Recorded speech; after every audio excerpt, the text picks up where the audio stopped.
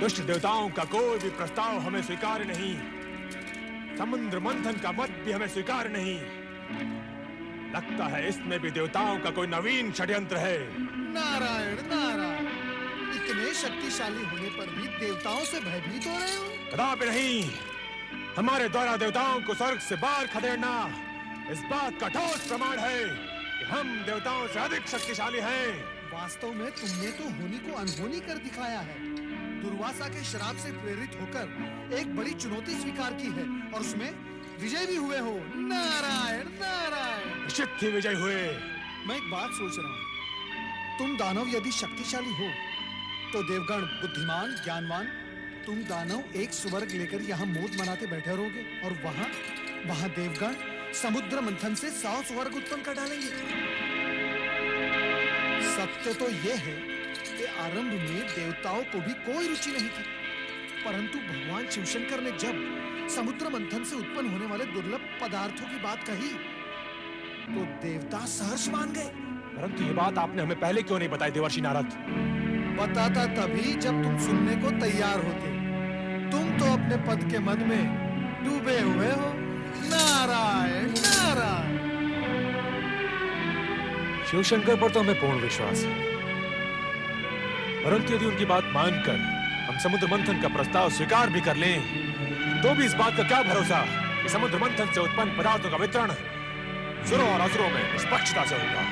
ऐसा प्रतीत हो रहा है सेनापति राहुल कि तुम हमारा तात्पर्य नहीं समझ पाए। नारायण नारायण।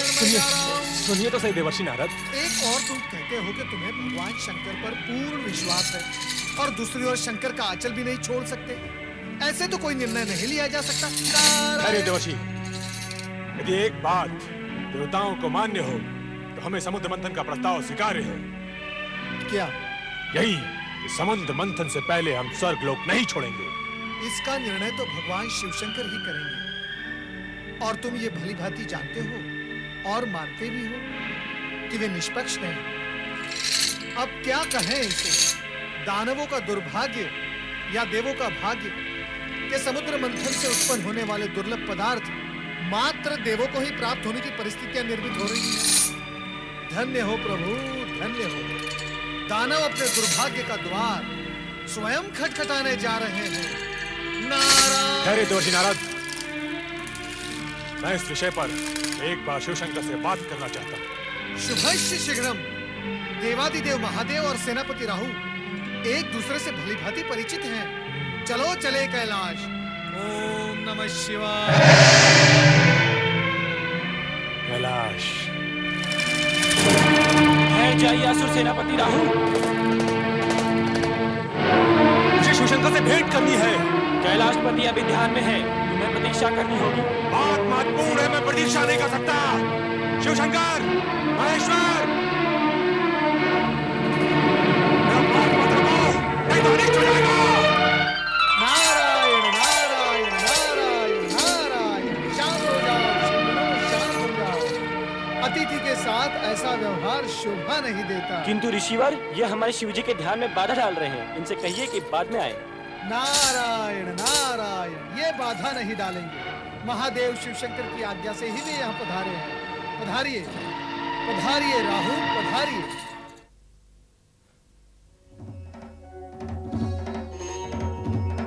नारायण नारायण। हे शिवशंकर, कैलाशपति। क्षमा करें प्रभु, आपके ध्यान में व्यवधान हुआ। असुर सेनापति राहु आपसे भेंट है तो यहाँ पधारे हैं। आपके गणों ने उन्हें रोकने का प्रयास किया, किंतु आओ राहु। प्रणाम शिवशंकर। हम जानते हैं तुम यहाँ अपने संदेह निवारण के लिए आए हो और तुम्हारा संदेह यह है कि समुद्र मंथन के पश्चात तुम असुरों से कहीं स्वर्ग न छिन जाए। कहो यह सत्य है? सत्य है शिवशंकर। तो सुनो, तुम्हारी शंका निर्मूल है। इसकी संभावना मात्र उसी स्थिति में पैदा हो सकती है यदि तुम्हारे किसी अन्यायपूर्ण और अनैतिक कार्यों के कारण देवताओं का पल्ला भारी हो जाए। और तुम्हारी दूसरी शंका यह है कि समुद्र से निकलने वाले रत्नादि का विभाजन कैसे होगा। रत्नों का बंटवारा योग्यता के अनुरूप ही होगा। अयोग्य रत्न पाकर कोई भी पक्ष स्वयं ही नष्ट हो जाएगा। कोई और शंका? नहीं, परंतु इतना महान अनुष्ठान संपन्न कैसे होगा? समुद्र मंथन कोई बाल क्रीड़ा तो नहीं। चिंताएं करना न सुनो का काम है, न सुनो का। समुद्र मंथन के कार्य संबंधित निर्णय हमने ले लिया और संबंधित व्यक्तियों को आदेश भी दे दिए हैं। क्षीर सागरवासी विष्णु मंथन क्रिया के लिए मेरु पर्वत का आधार बने और वासुकी नाग रज्जु का कार्य करेगा। तुम जाकर दानवों को प्रेरित करो और शीघ्र ही समुद्र मंथन का कार्य प्रारंभ कराओ। जाओ। नारायण नारायण। शिवाज्ञा को शिरोधार्य कर दानवराज बलि से मंत्रणा करने के पश्चात शंकाशील सेनापति राहु शंका से उभरे और समुद्र मंथन के लिए तत्पर हुए। इसी प्रकार देवगण भी समुद्र तट पर आ पहुंचे, जहां मेरु पर्वत मथनी और वासुकी नाग रज्जु के रूप में उपस्थित थे।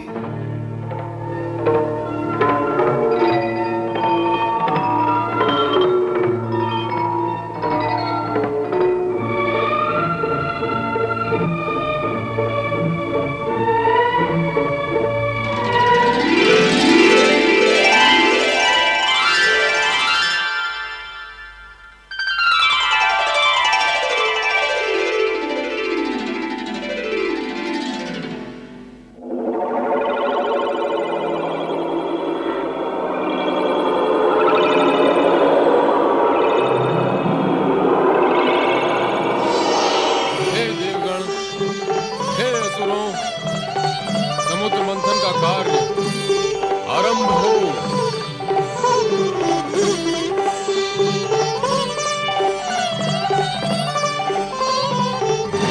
असुरों, तुम वासुकी को पूंछ की ओर से पकड़ो, हम देवता मुंह की ओर से पकड़ते हैं। नहीं, पूंछ का अर्थ पीछे होना और हम तुमसे शक्ति और बल में तनिक भी कम नहीं, इसलिए हम पूंछ को पकड़े। वो इसलिए कि तुम पातालवासी हो। सृष्टि के अंतिम छोर में रहकर ही तुम सहज रह सकते हो। कान में कौन सा मंत्र फूक रहे हो मुनिराज? मंत्र? नारायण नारायण। मैं तो देवताओं से ये कह रहा था, तुम चाहे अपनी जितनी भी प्रशंसा कर लो, परंतु असुरों के समक्ष शक्ति में तुम शून्य हो, शून्य।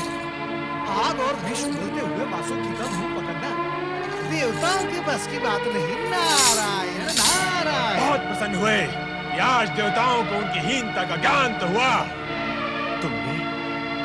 तुमने हमें हीन कहा?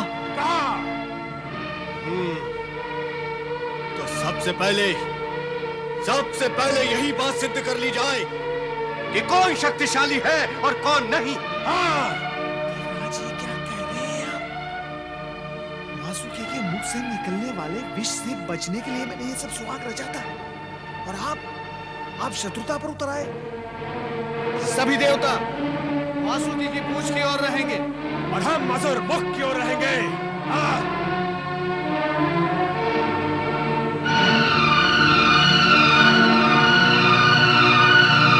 भगवान शिव शंकर की कृपा से समुद्र मंथन की आज्ञा पूर्व ही मिल गई है। शुभ कार्य में विलंब नहीं होना चाहिए, वो उचित नहीं। बोलिए भगवान शिव शंकर की जय। भगवान शिव शंकर की जय।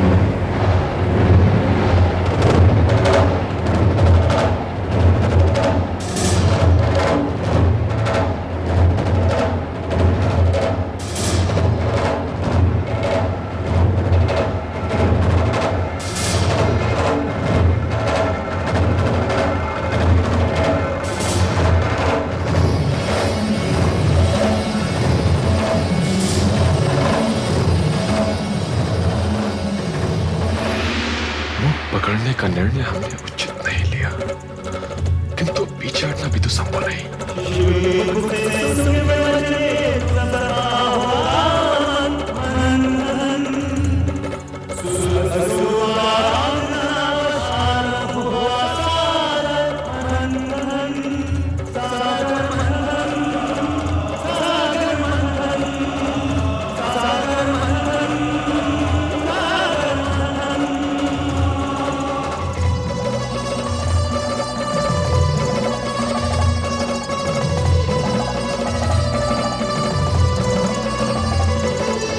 देवी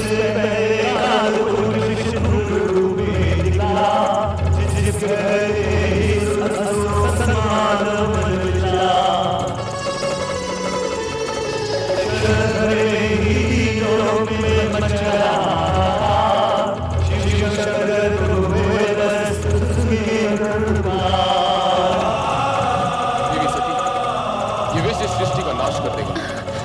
उसे इस सर्वनाश से बचाने के लिए हमें इस विष का पान करना पड़ेगा।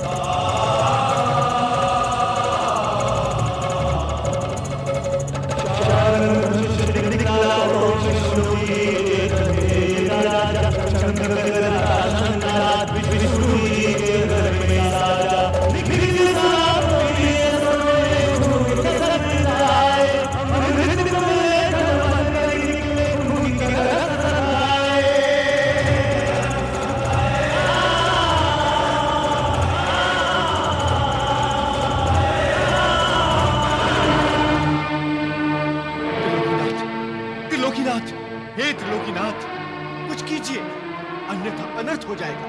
हे जगदीश्वर, राक्षसों को यदि अमृत कलश प्राप्त हो गया तो उसे पीकर वे अमर हो जाएंगे और इन देवताओं के लिए नई बाधाएं उपस्थित हो जाएंगी। चिंता न करो नारद, अमृत देवताओं को ही प्राप्त होगा। देवगणों से कहो कि वे पंक्ति में बैठ जाएं।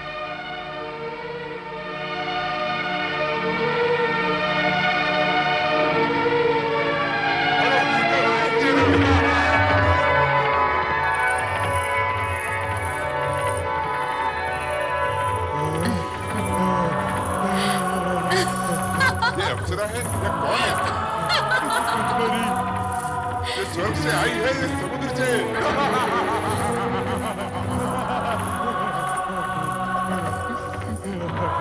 कहीं से भी आई हो, पहले अमृत पान तो कर ले।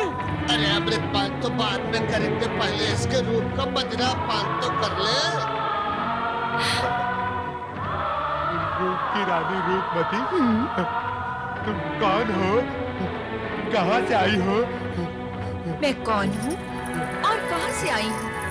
इन व्यर्थ के प्रश्नों में क्यों अपना समय नष्ट करते हो? सत्पुरुषों, केवल इतना जानो कि मैं तुम्हारी हूँ, तुम्हारे लिए आई हूँ। तुम्हारे लिए आई हो? के महल की महारानी, ये तो बताओ यार, किस लिए आई हो? तुम सभी को अमृत पान करवाने, अमृत पान करवाने के पश्चात तुम्हें सौंदर्य पान करवाऊंगी।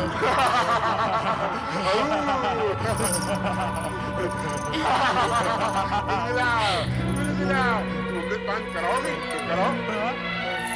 अमृत जैसे पवित्र पेय का पान करने से पूर्व स्वयं पवित्र होना आवश्यक है। तो फिर हम क्या करें?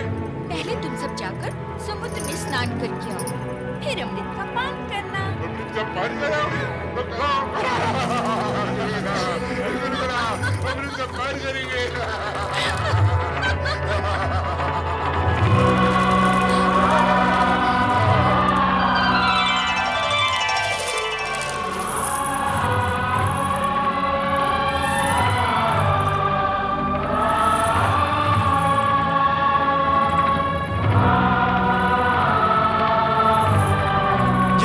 राक्षस है। हाँ, राक्षस है। हाँ, राक्षस है, राक्षस।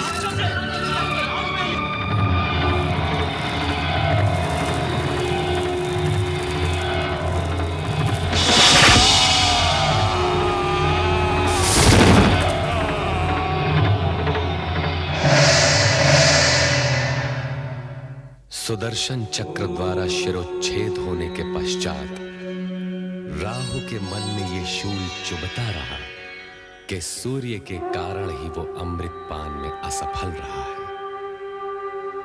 तभी से वो प्रतिशोधवश सूर्य को ग्रस्ता आ रहा है। असुरों के पाताल पलायन के पश्चात देवगणों का स्वर्ग पर अधिकार हो गया तथा विष्णु लक्ष्मी सहित बैकुंठ लोक में प्रतिष्ठित हो गए।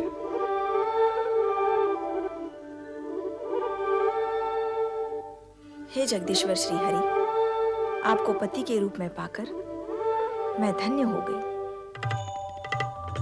अब मेरे लिए क्या आज्ञा है स्वामी? हे महालक्ष्मी, तुम्हें समीप पाकर हम पूर्ण हुए। लक्ष्मी और नारायण को एक साथ देखने के लिए हमारे सारे भक्त लालायित हैं। मैं भी तो समुद्र के जल से आपके चरणों में आने की प्रतीक्षा कर रही थी स्वामी। इतने लंबे समय तक मुझे अपने से दूर क्यों रखा भला? हे महालक्ष्मी, हर कार्य पूर्व निर्धारित समय पर ही होता है। भगवान शिव की इच्छा अनुसार समुद्र मंथन जब होना था तब ही हुआ और हमें तुम प्राप्त हुई। नारायण नारायण। वैकुंठ में लक्ष्मी नारायण के प्रथम दर्शन करके आंखें धन्य हो गई। प्रणाम जगदीश्वर। प्रणाम माते। ये सृजनकर्ता ब्रह्मा जी के मानस पुत्र नारद है महादेवी, जो सारी सृष्टि में भ्रमण करते हुए भगवत भक्ति का प्रचार करते हैं। और अब मैं लक्ष्मी नारायण की भक्ति का प्रचार करूंगा। माता लक्ष्मी, आप तो धन वैभव की देवी हैं। आपके भक्तगण आपकी आराधना के बिना धन धान्य और वैभव कैसे प्राप्त कर सकते हैं? नारद जी, हमारी इतनी प्रशंसा न कीजिए, कहीं हमें अभिमान हो गया तो? नारायण नारायण। जो स्वयं भगवान श्री हरि के चरणों में विराजमान हो, उसे तो अभिमान छू भी नहीं सकता माते। महादेवी, कितने चतुर हैं हमारे परम भक्त देव ऋषि। आपको अभिमान न हो, इसका प्रबंध इन्होंने अभी से ही कर दिया। ऐसा कहकर आप मुझे लज्जित न कीजिए प्रभु। मैं तो माता लक्ष्मी के चरणों की रज के समान हूँ। धन्य हो नारद। अब यह बताओ, तुम्हारे आने का प्रयोजन क्या है? प्रभु, आप मुझे प्रयोजन पूछकर लज्जित न कीजिए। माता लक्ष्मी समुद्र मंथन के बाद प्रथम वैकुंठ पधारी हैं। आप दोनों के एक साथ दर्शन करने हेतु चला आया। नारद, आपको तो ज्ञात है कि हमसे किसी की भी मन की बात छुपी नहीं रहती। आप महालक्ष्मी के दर्शन के साथ साथ एक और भी प्रयोजन लेकर आए हैं। जब आपको सब कुछ ज्ञात है तो आप स्वयं ही बता दीजिए ना। कभी कभी मैं अपने मन की बात भी नहीं समझ पाता। नारायण नारायण। ओम नमः शिवाय। भगवान शिव ने समुद्र मंथन से निकले विष का पान करके सृष्टि को नष्ट होने से बचा लिया। इसके लिए हमें उनका धन्यवाद व्यक्त करना है। क्यों देव ऋषि? आप सत्य कह रहे प्रभु। मैं अभी ब्रह्मलोक से चला आ रहा हूँ। परमपिता ब्रह्मदेव ने भी मुझसे यही कहा। उन्होंने ये भी कहा कि देवराज इंद्र सहित सभी देवता भगवान शिव शंकर के प्रति अपना आभार व्यक्त करने के लिए कैलाश की ओर प्रस्थान कर रहे हैं। तब तो हमें भी वहाँ प्रस्थान करना होगा। कैलाश में भगवान शिव तथा माता सती के दर्शन भी हो जाएंगे। यह तो अति उत्तम विचार है देवी। अब आप मेरे यहाँ आने का प्रयोजन समझ गए प्रभु। नारायण नारायण। सच पूछिए तो मैं आप दोनों को यहाँ से कैलाश ले जाने आया हूँ, परमपिता ब्रह्मदेव की आज्ञा से। आप तो सचमुच चतुर हैं नारद जी। प्रभु आपसे भली भांति परिचित हैं। तो चलो कैलाश चलते हैं। ओम नमः शिवाय, ओम नमः शिवाय, ओम नमः शिवाय, ओम नमः शिवाय, ओम नमः शिवाय, ओम नमः शिवाय, ओम नमः शिवाय, ओम नमः शिवाय, ओम नमः शिवाय, ओम नमः शिवाय, ओम नमः शिवाय, ओम नमः शिवाय, ओम नमः शिवाय, ओम नमः शिवाय, ओम नमः शिवाय, ओम नमः शिवाय, ओम नमः शिवाय, ओम नमः शिवाय। त्रिलोकीनाथ भगवान शिव शंकर की जय। चराचरपति देवादिदेव महादेव की जय। शक्ति रूपिणी देवी सती की जय। भूत भावन भगवान शिव शंकर की जय। हे सदाशिव, जन कल्याण के निमित्त आपने हलाल अपने कंठ में धारण करके सृष्टि के सभी प्राणियों की रक्षा की है। हम सभी की ओर से आपको कोटि कोटि नमन। ब्रह्मदेव, हमें श्री हरि विष्णु का आभार मानना होगा। इन्होंने पहले कश्यप फिर मोहिनी रूप धारण किया, राहु का वध किया और अमृत की रक्षा की। समुद्र मंथन के सफल आयोजन ने न्याय और नीति की सार्थकता सिद्ध कर दी है भोलेनाथ। देवताओं को स्वर्ग मिला और असुरों को उनके कर्मों का फल। श्री हरि, सबसे अधिक लाभ तो आपको हुआ है। भगवती लक्ष्मी जो आपको प्राप्त हो गई। देवी सती, सत्य तो ये है कि मुझे श्री हरि प्राप्त हुए। इनसे अधिक लाभ तो मुझे हुआ है। नारायण नारायण। लाभ हानि की इस चर्चा में इस सत्य को हम सब भूलते जा रहे हैं कि समुद्र मंथन का मूलभूत विचार परम पिता ब्रह्मा जी का था। माता सरस्वती की सुमधुर वीणा के झंकार से यदि परमपिता ब्रह्मा जी की सृजनशीलता जागृत न होती तो समुद्र मंथन ही न होता। बस नारद बस, अपनी मति की गति को मंद करो और विचार करो कि ब्रह्मदेव की प्रेरणा और श्री हरि विष्णु के सहयोग के उपरांत भी हलाहल विष के लिए समुचित निराकरण न निकलता तो समुद्र मंथन का प्रयोजन, उद्देश्य और समुद्र से प्राप्त अन्य रत्नों की क्या गति हुई होगी? माता सरस्वती, शिव के योगदान की श्रेष्ठता तो निर्विवाद है। अंत में संकट एवं विकट की स्थिति को भोलेनाथ ने ही संभाला है।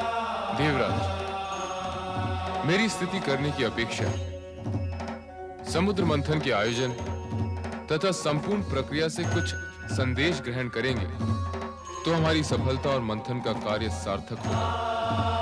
अर्थात सद्गुण सुफल देते हैं और तमोगुण कुफल। असुरों ने शक्ति, सुविधा और साधन संपन्न होते हुए भी पराजय का मुंह देखा तथा देवगण विजयी हुए। भविष्य में सचेत व सावधान रहने की आवश्यकता है देवराज। स्वामी, आपके अंतिम शब्दों से तो ऐसा लगता है जैसे आप सबको विदा करने की इच्छुक हैं। किंतु मैंने ना तो भगवती लक्ष्मी को दृष्टि भरकर देखा है और ना ही देवी सरस्वती से कुछ चर्चा की है। नारायण नारायण।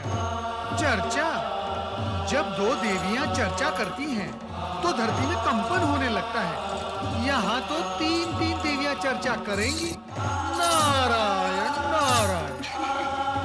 नारद, माता, अपनी वाणी पर विराम लगाओ।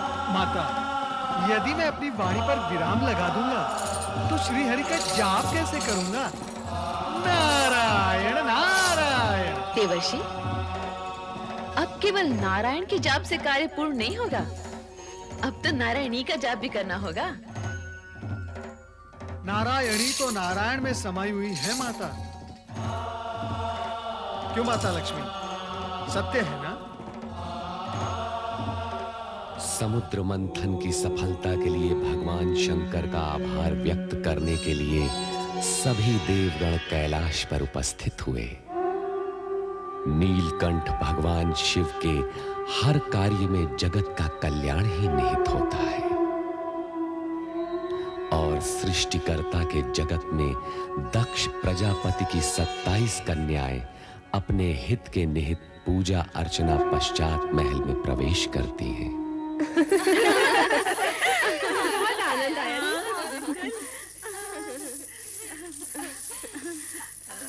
प्रणाम पिताश्री। प्रणाम माते। आयुष्मान भव। कहाँ से आई हो पुत्रियों? चंद्र पूजन के निमित्त गई थी माते। चंद्र पूजन? चंद्र पूजन ही क्यों? उत्तर दो पुत्रियों, उत्तर दो। तुम ही बताओ ना। तुम बताओ ना। तुम ही बता दो रोहिणी बहन। जिस प्रकार बहन सती ने अपने अभीष्ट वर को तपस्या से प्राप्त किया, उसी प्रकार हम भी अपनी पूजा अर्चना आराधना से चंद्र देवता का हृदय जीत उन्हें पति रूप में पाना चाहती हैं। देख लिया महारानी, देख लिया अपनी पुत्री सती को ढील देने का परिणाम। अब ये सब की सब उसी के दिखाए हुए मार्ग पर चलने का प्रयास कर रही हैं। स्वामी, अपनी पुत्रियों के विवाह तो हमें करने ही हैं। चंद्र अति सुंदर और तेजस्वी देव पुरुष है। यदि वो इन्हें भाग गया है तो आपको विवाह करने में आपत्ति नहीं होनी चाहिए।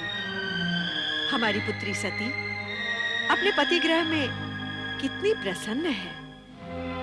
इन्हें भी इनका मनोवांछित पति मिलेगा तो इनके सुख के प्रति भी हमें कोई शंका नहीं रहेगी। किंतु सभी पुत्रियों का विवाह एक ही वर के साथ करने का विचार मुझे कुछ अनुचित सा लग रहा है। तुम किसी एक कन्या के विषय में कहो तो मैं चंद्र के माता पिता अत्रि और अनुसुईया के सम्मुख इसी क्षण विवाह का प्रस्ताव रखने को प्रस्तुत हूँ। पिता का कहना उचित है पुत्रियों। तुम में से किसी एक का विवाह ही चंद्र के साथ हो सकता है। किंतु हम सभी नक्षत्र कन्याएं हैं माते। हमारा जीवन चंद्र से जुड़ चुका है। हम में से कोई भी चंद्रदेव के बिना जीवित नहीं रह सकेगी। हम सबकी यही दशा है। ठीक है, मैं अत्रि आश्रम जाकर विवाह प्रस्ताव प्रस्तुत करता हूँ। आपके प्रस्ताव ने हमें धन्य कर दिया राजन। महिमाशाली राजा दक्ष प्रजापति की 27 पुत्रियां हमारी पुत्रवध में बनकर इस आश्रम की शोभा बढ़ाएंगी। ये हमारे लिए हर्ष और गौरव की बात है। गौरव तो आपने हमारा बढ़ाया ऋषिवर अत्रि जी। देवी अनुसुईया, हमारी पुत्रियों को चंद्र जैसा तेजस्वी पति और आप जैसे सात्विक मना सास ससुर मिले, ये उनके किन्हीं पुण्यों का ही प्रसाद है। अब आप आज्ञा दीजिए, विवाह का शुभ मुहूर्त निश्चित होते ही आपको सूचित करूंगा।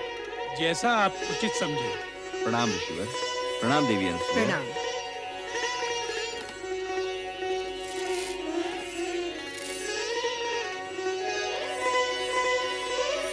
27 नक्षत्र कन्याओं के आगमन से यह आश्रम जगमगा उठेगा। आश्रम ही नहीं, आकाश से स्थित चंद्र महल भी। किंतु क्या स्वामी? मैं सोच रहा था हमारे पुत्र चंद्र का चित्त अति चंचल है। क्या वो 27 पत्नियों के प्रति अपना पति धर्म एक रूपता से निभा पाएगा? विवाह के बाद का चिंतन ना करें स्वामी। चिंता करने से होगा भी क्या, क्योंकि इन नक्षत्र कन्याओं का चंद्र से विवाह होना विधि का विधान है और हम इसे हर्षपूर्वक स्वीकृति दे चुके हैं।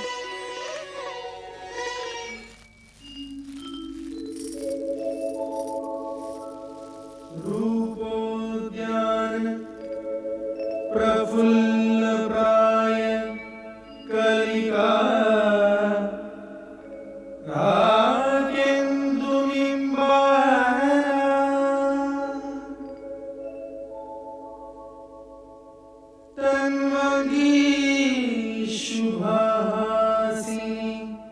सुरसिका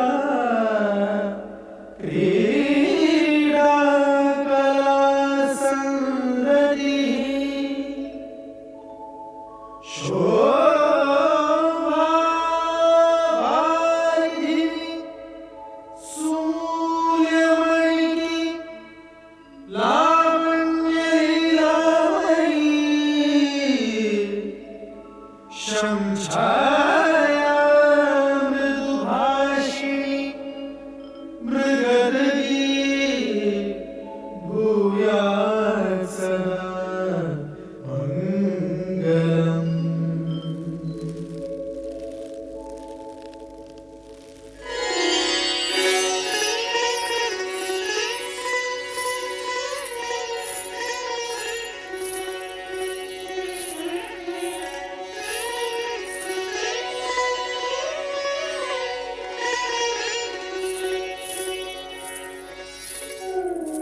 स्वामी रोहिणी को लेकर कक्ष में चले गए, हमसे बात भी नहीं की।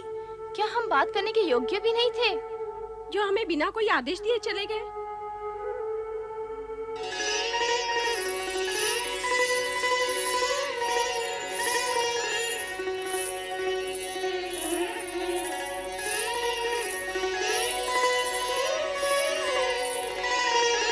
ये क्या प्रिय, मिलन की इस बेला में जब चंद्र रोहिणी को अपने शीर्ष पर सजाने का इच्छुक है, तो रोहिणी उससे छिटक रही है। क्या हम तुम्हें प्रिय नहीं? आप जैसे सुदर्शन पति को पाने के पश्चात भला कौन पत्नी ये कहेगी? किंतु आपका प्रेम ग्रहण करते हुए मेरे मन में ऐसे भाव आ रहे हैं जैसे मैं अपनी बहनों का प्रेम अंश उनसे छीन रही हूँ। प्रिय, पत्नी होना एक धर्म है, प्रेमिका एक भाव। तुम्हारी बहनें मेरी पत्नी अवश्य हैं, परंतु मैं प्रेम केवल तुम्ही से करता हूं। कि रात्रि की बेला बातों में व्यर्थ गंवाने के लिए नहीं है प्रिय। चलो विहार करें। अभी आपने कहा कि पत्नी होना एक धर्म है, इसी प्रकार पति होना भी एक धर्म है। और ये धर्म कहता है कि अपने प्रेम को सभी पत्नियों में समान रूप से वितरित किया जाए।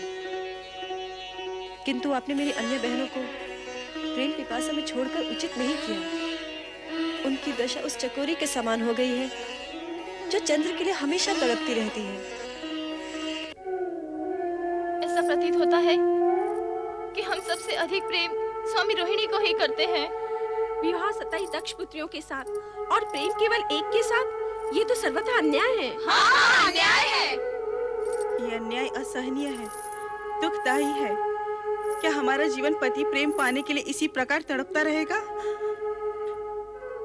नहीं, पति प्रेम पाने के लिए हमें कोई न कोई उपाय करना ही होगा, प्रयत्न करना ही होगा कि हम स्वामी के प्रेम पात्र बने, प्रेम पात्र अवश्य बने। तभी से तुम्हें प्राप्त करने की कामना में दग्ध हो रहा हूँ। जब तुम्हें प्रथम बार देखा था और अब जब हम मिलन के इतने निकट हैं, तो तुम तर्क पर तर्क की जा रही हो। मैंने तो केवल इतना कहा कि पति रूप में अपनी अन्य पत्नियों की उपेक्षा करना आपका धर्म नहीं है। प्रेम, धर्म, कर्म, जात, पात, रीति नीति कुछ नहीं जानता। प्रेम की परिभाषा तो सबसे निराली होती है, और यदि तुम इस परिभाषा का अर्थ जान जाओगी तो स्वयं कच्चे धागे की तरह मेरे पीछे पीछे खिंची चली आओगी।